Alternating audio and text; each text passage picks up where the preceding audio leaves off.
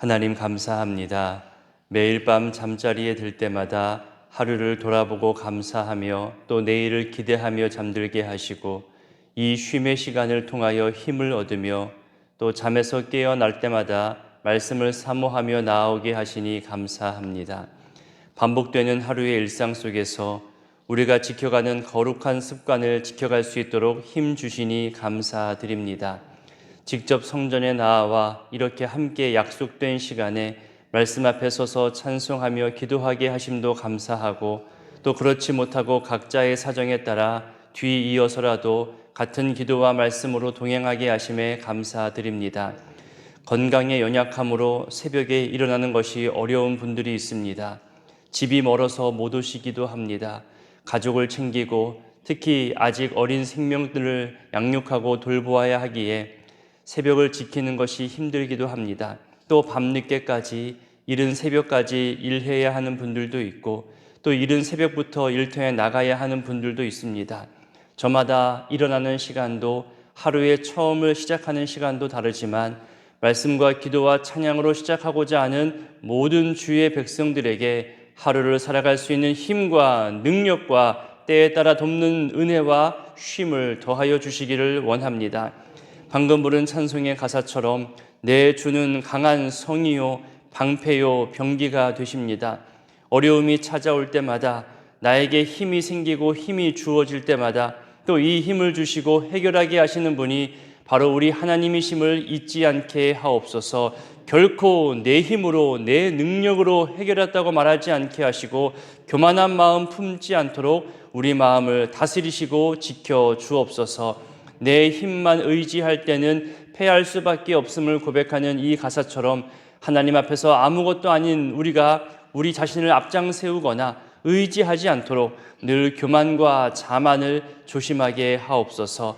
설사 지금 우리가 빼앗김 당하듯 무언가 잃어버린 것이 있고 부족함 가운데 처해 있고 도움 없이는 살아가기 어려운 상황에 처해 있다 하더라도 손쉽게 얻는 방법을 의지하지 않게 하시고 진리의 말씀, 능력의 말씀, 승리케 하시는 주의 도움의 손길을 더욱 의지하는 신앙을 갖게 하옵소서. 하나님 11월 첫날을 주심에 감사합니다. 점점 추워지는 날씨 가운데 건강을 지켜주시고 또 곧 있을 수능 시험을 준비하는 우리 자녀들에게도 끝까지 감당할 만한 의지와 체력을 더하여 주옵소서. 실기와 또 예체능으로 준비하는 수험생들에게도 그들의 모든 컨디션과 건강을 보호하여 주시고 지금까지 연습하고 익히고 경험한 모든 것을 잘 표현할 수 있도록 은혜를 더하여 주옵소서. 오늘도 실기시험을 치르는 학생이 있사오니 침착함으로 모든 실력을 발휘하게 하옵소서. 하나님 11월이 되고 또 연말이 다가올수록 내년을 준비하는 내용들도 더 구체적으로 많아질 텐데 소중한 주의 일꾼들이 세워지게 하시고 필요한 재정이 채워지며 넉넉하지는 않더라도 큰 부족함 없게 모든 필요한 일꾼의 자리를 채워 주옵소서. 특히 사람이 부족한 시대입니다. 좋은 일꾼들을 보내어 주시고 또 지금 하고 있는 거룩한 사명의 일들을 계속하여 섬길 수 있는 기회와 그들의 마음의 감동도 허락하여 주옵소서. 주변의 상황과 본인 마음속 열정을 다스려 주셔서 다시금 끝까지 하나님 앞에서 충성하고자 하는 그 귀한 마음을 소중히 받아주시고 교회에 맡겨진 일들을 감당하는 그 귀한 발걸음과 헌신의 손길들 되게 하여 주옵소서. 하나님 저 멀리 점점 심각해져가는 전쟁의 상황을 속히 종식시켜 주시고 이로 인해 피해당하고 고통 중에 회복을 소망하는 자들에게 도움의 손길을 허락하여 주옵소서. 사소한 문제로 쉽게 분노하고 서로를 비방하고 싸우는 일들이 점점 많아지는 이 세상을 보게 됩니다. 그 분노와 답답함을 무분별하게 일반 대중들을 향하여 드러내고 힘없는 연약자들에게 쏟아내기도 합니다. 우울과 분노의 감정을 해소해 보려고 잘못된 방법에 손대기도 하고 음란과 마약과 중독에 빠지기도 합니다. 이런저런 여러 안타까운 소식들을 접하면서 우리 역시 마음 아파하지만 정말로 어쩌면 내 안에도 그런 마음이 있지 않을까 면밀히 돌아보게 됩니다. 내 언행으로 가까이 있는 가족들이 상처받을 때 있고 내 경험과 가치관을 고집하며 여러 갈등 상황을 유발하기도 합니다. 나를 인정해주지 않고 존중해주지 않는 타인을 향해 나 역시 공격적인 언행을 보이기도 합니다. 하나님, 우리 안에 있는 이런 크고 작은 교만과 거만, 오만한 모습들에 대해서 예민하게 생각하고 돌아보아 버리게 하여 주옵소서.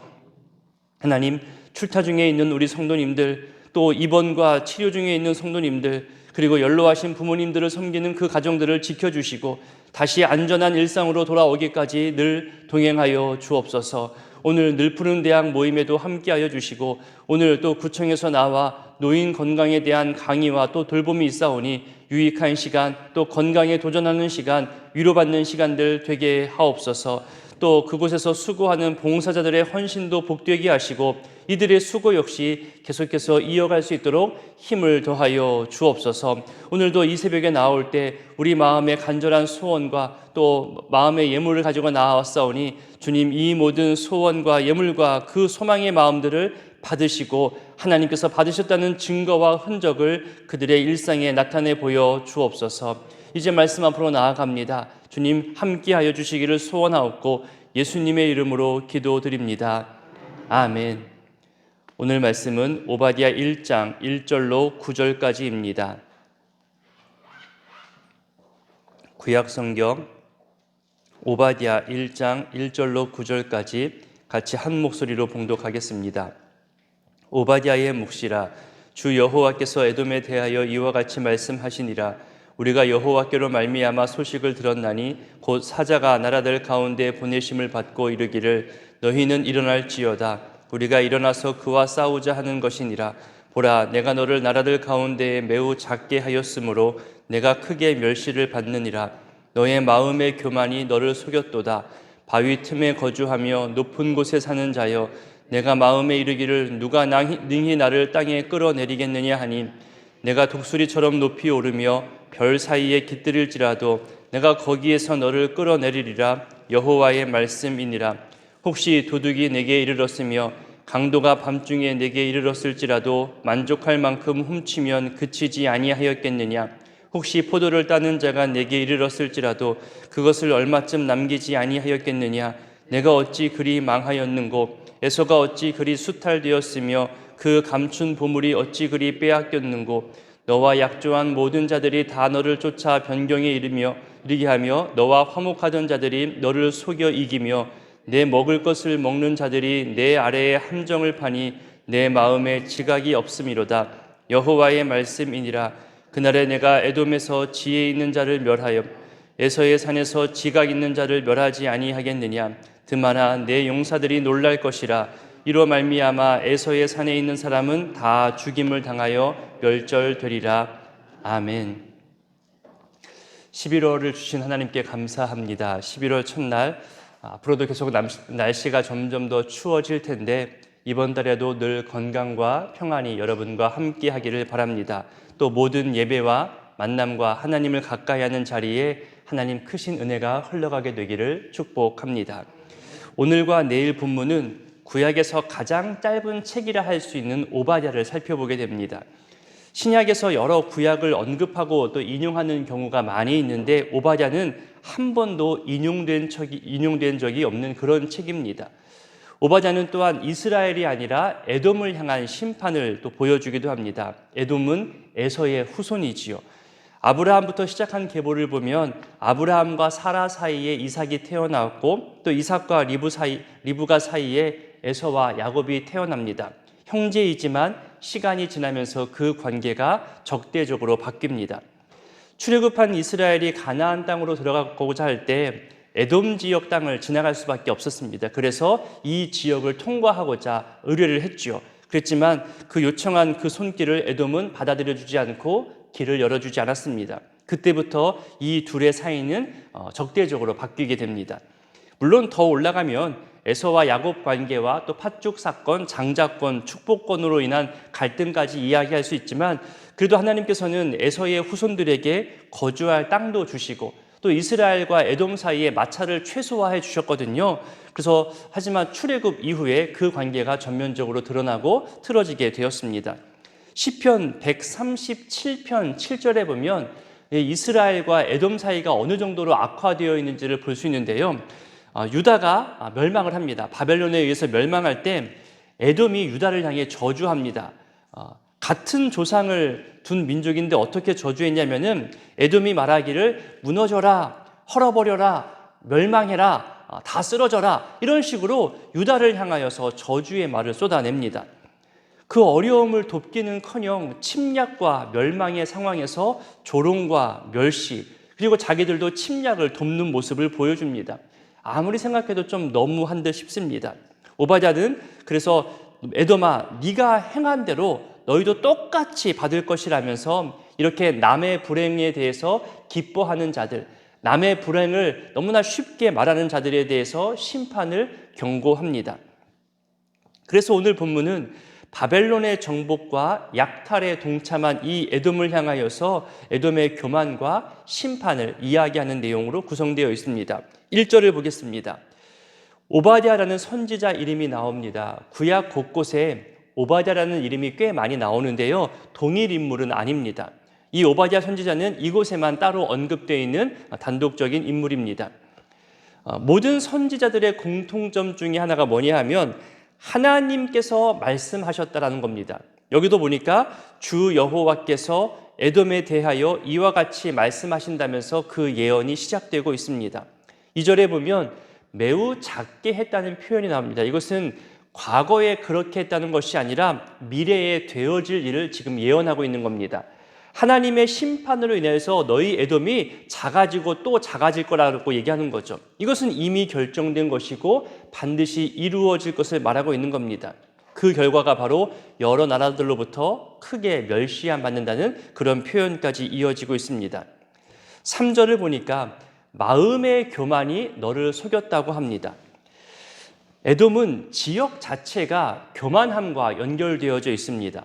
무슨 말이냐면은 3절을 보면요, 바위 틈에 거주하며 높은 산에 산다고 했잖아요. 이 에돔이 거주하는 지역이 해발 1500m 정도의 고지입니다. 또 더군다나 높은 산과 바위 틈에 요새를 건설하고서 거기에 짓고 사는 거죠. 그래서 자기들이 건설한 성읍과 요새를 의지하고 그 누구도 이렇게 높은 곳, 험난한 곳을 침략할 수 없다고 그렇게 스스로의 안전을 자만하며 지냈습니다. 누구도 우리를 이길 수 없다고 여겼던 거죠. 이런 삶의 태도를 가지고 마음의 교만이라고 성경은 말하고 있는 겁니다. 그 마음의 교만이 스스로를 속였다는 이 표현은 이게 교만인 줄도 모르고 하루하루의 일상을 살았다는 거죠. 자기가 우월하다고 느끼는 사람은요, 자기보다 못한 사람들을 향해서 은연중에 깔보고 멸시하는 태도를 갖게 됩니다. 그것이 교만인 줄 모릅니다. 자기를 더 높이기 위해서, 자기가 무엇인가 더 갖추기 위해서 다른 이들을 수단으로 삼지요. 다른 이들을 함부로 이용합니다. 그러면서도 별 죄의식을 느끼지 못합니다. 그것이 마음의 교만입니다. 하나님은 이런 교만을 너무나 싫어하십니다. 때가 되어 반드시 심판하시죠. 특별히 내가 가진 힘으로 힘 없는 사람을 괴롭히고 또 그들의 것을 함부로 빼앗는 그런 교만함에 대해서는 정말로 엄중하게 심판하시는 것을 보게 됩니다. 연약한 자들이 울부짖는 소리를 하나님은 들으신다 했고, 그 연약한 자들에게 피눈물 나게 하는 교만한 자들을 반드시 치신다고 성경은 이야기합니다. 왜냐하면요, 이 교만함의 끝을 보면 나는 하나님 없이도 살 수 있습니다. 하나님의 능력을 나는 의지하지 않습니다. 이렇게 나가거든요. 하나님의 능력을 부인하거나 무시하는 모습으로 이어집니다. 당연히 하나님께 예배하는 모습 같지 않습니다. 하나님께 도움을 요청하지도 않지요. 이렇게 교만은 하나님을 의지하지 않는 불신앙과 연결되어지게 되어 있습니다. 그래서 하나님은 그 교만을 끌어내리시는 겁니다. 4절에 보니까 너희 에돔의 교만이 독수리처럼 높이 오른다고, 또 별 사이에 깃들여 있다 할지라도 끌어내린다고 말씀하십니다. 3절 끝부분에 누가 우리를 끌어내랴, 교만의 극치를 보여주죠. 그 질문에 하나님은 너희가 어느 곳에 처해 있든지 나는 반드시 끌어내린다고 그 교만에 대해서 엄중하게 말하고 있습니다. 왜 독수리와 별들을 언급할까요? 독수리는 새들 중에서 가장 높이 나르는 강력한 새이죠. 그리고 그 독수리 둥지도 꽤 높은 곳에 있어서 다른 포식자들이 독수리 둥지를 틈타지 못합니다. 그만큼 견고한 곳이라는 거죠. 에돔이 스스로 그렇게 생각했다는 겁니다. 또 별을 이야기한 이유는 그 당시 사람의 눈으로 볼 때 가장 높은 것은 산이기도 하지만 산보다 더 높이 있는 것은 바로 별들이었습니다. 그래서 그 높은 별 사이로 올라간다는 말은 지금 이 에돔이 산 위에 있는 견고한 요새에 살면서 이보다 더 높아지려고, 더 강해지려고, 더 교만해지려고 하는 이 모습을 지금 꼬집고 있는 거지요. 이렇게 2절부터 4절까지 교만한 에돔을 심판하겠다고 말씀하셨다면 이제 5절과 6절은 이 심판의 결과로 에돔이 멸망을 하는데 흔적도 없이 사라질 것을 예언하고 있습니다. 도둑과 강도가 아무리 집에 들어와서 훔쳐간다 하더라도 다 가져가지 않는다. 본인이 필요한 것들만 가져가고 반드시 남기는 것이 있다. 이렇게 말하잖아요. 포도를 따는 사람 역시 다 딸 수 없다. 분명히 남긴 것이 있다고 말합니다. 그리고 주인이 몰래 숨겨놓은 것은 말하지 않는 이상 발견하지 못하잖아요. 그런데 에돔은 결코 그렇게 조금이라도 남긴 것이 없을 정도로 빼앗김 당한다는 거예요. 그렇게 너희를 침략하고 하나도 남김없이 빼앗아 가도록 하나님이 그 심판을 허락하신다는 내용입니다. 5절 끝부분에 보면 내가 어찌 그리 망하였는고, 이 표현은 아직 에돔의 심판이 이루어지지 않았잖아요. 그럼에도 불구하고 반드시 심판이 이루어진다는 것을 말하는 표현입니다. 심판 이후의 모습이잖아요. 6절에서도 보니까 에돔에서 이제는 에서라고 표현이 바뀌죠. 에돔과 에서의 표현이 바뀝니다. 그러니까 그 조상의 흔적까지도 다 멸망하게끔, 그 조상의 이름까지도 잊혀질 만큼 커다란 심판이 이루어지고 있다는 거죠. 여기서 수탈되었다는 표현이 나옵니다. 이것은 보물과 같이 소중하고 존귀한 것을 찾을 때 쓰이는 표현입니다. 그러니 에돔이 그동안 모았던 것, 에돔이 그동안 숨겨두었던 것, 에돔이 그동안 소중히 여겼던 그 모든 것을 낱낱이 수색하면서 에돔에게 있는 모든 것을 다 빼앗아 간다는 거예요. 이것이 수탈당했다는 표현입니다. 이제 7절부터 9절까지는 에돔의 동맹군들이 배신하면서 겪게 되는 심판을 언급합니다. 7절에서 세 부류의 동맹군을 언급하는데 에돔과 약조한 모든 자들, 에돔과 화목하던 자들, 또 에돔이 먹을 것을 먹는 자들, 이렇게 세 가지로 표현하고 있죠. 에돔과 우호적 동맹을 맺은 나라들로서 모압과 암몬 그리고 바벨론을 말하고 있습니다. 앞서 살펴본 대로 산악지대에 요새를 건설하다 보니까 그 인구는 많을 수가 없습니다.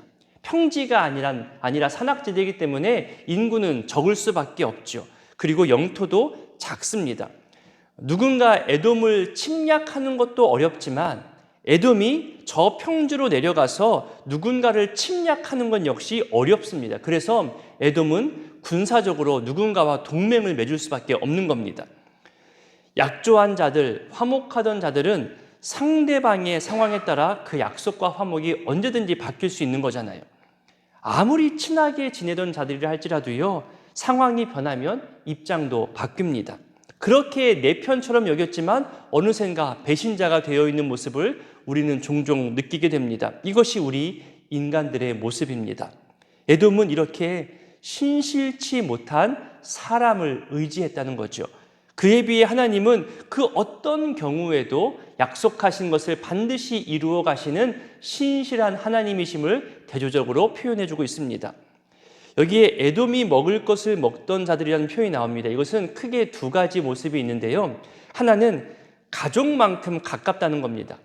가족의 식탁에서 먹을 것을 함께 나누어 먹을 만큼 가깝게 지내던 동맹국을 말하는 것이고, 또 다른 하나의 의미는 에돔이 도와주고 있는 자들, 그러니까 에돔의 도움이 없이는 살아갈 수 없는 에돔과 긴밀한 동맹국을 말하고 있죠. 무엇이 되었든 가까이 지내는 자들입니다.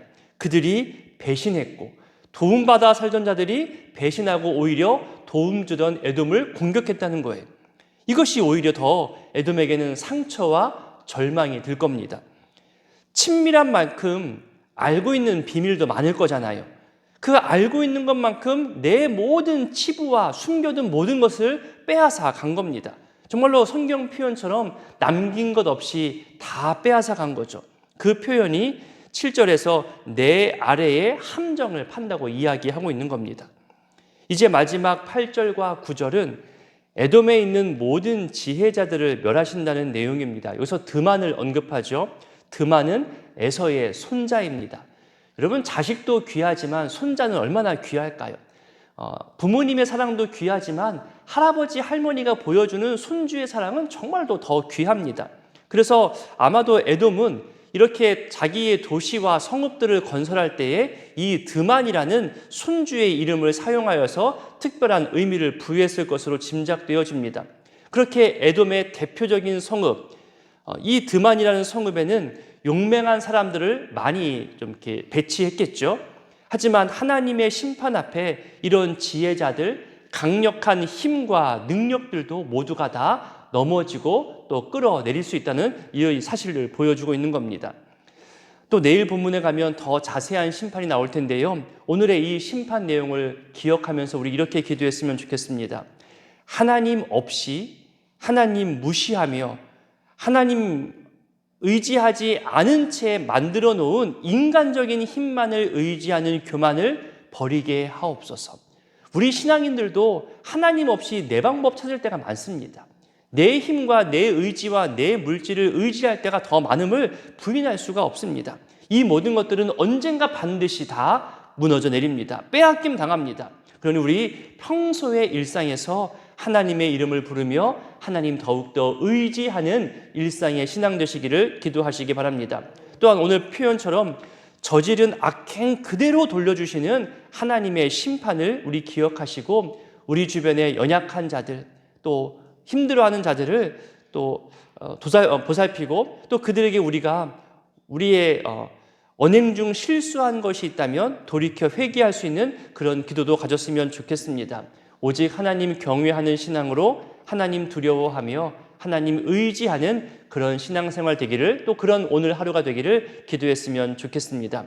주기도문으로 기도합니다. 하늘에 계신 우리 아버지, 아버지의 이름을 거룩하게 하시며 아버지의 나라가 오게 하시며 아버지의 뜻이 하늘에서와 같이 땅에서도 이루어지게 하소서. 오늘 우리에게 일용할 양식을 주시고 우리가 우리에게 잘못한 사람을 용서하여 준 것 같이 우리 죄를 용서하여 주시고 우리를 시험에 빠지지 않게 하시고 악에서 구하소서. 나라와 권능과 영광이 영원히 아버지의 것입니다. 아멘.